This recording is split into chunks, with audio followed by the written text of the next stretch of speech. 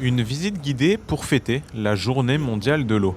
Pour l'occasion, le syndicat champardonnais Les Canalisateurs, qui regroupe des entreprises du secteur des réseaux d'eau, a organisé sa 4e matinée de l'eau.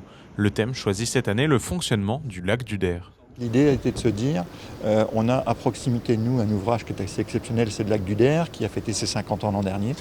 Donc l'idée était de dire, venez découvrir, faire découvrir à nos élus, aux techniciens, aux maîtres d'œuvre et puis à nos confrères, l'utilité du lac du Der, puisqu'on a effectivement eu le sujet l'an dernier de la qualité de l'eau sur Paris avec les Jeux Olympiques.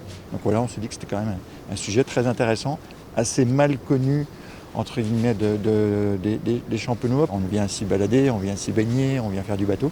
Mais il y a une véritable utilité du lac du Der.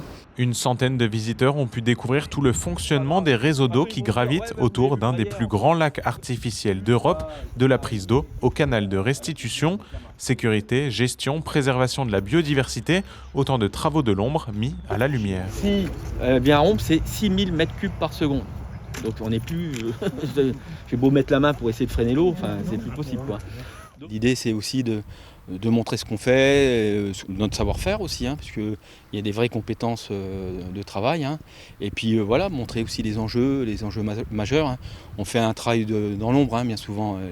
On voit effectivement un beau réservoir où on a des belles plages et on met son petit drap de bain dessus.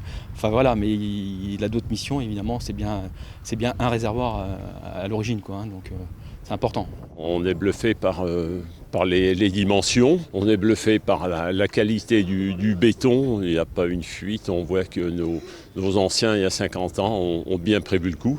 Dans le domaine du cycle de l'eau, chaque maillon compte et on en fait partie. Donc venir prendre en compte des enjeux aussi de ce que font les exploitants sur ces installations et de mieux appréhender aussi les besoins de demain. Donc c'est surtout ça qui m'intéresse de venir mesurer aujourd'hui. Une découverte pour certains, un approfondissement pour d'autres. La matinée de l'eau a été riche en enseignements autour de ce lac qui peut accueillir 350 millions de mètres cubes d'eau.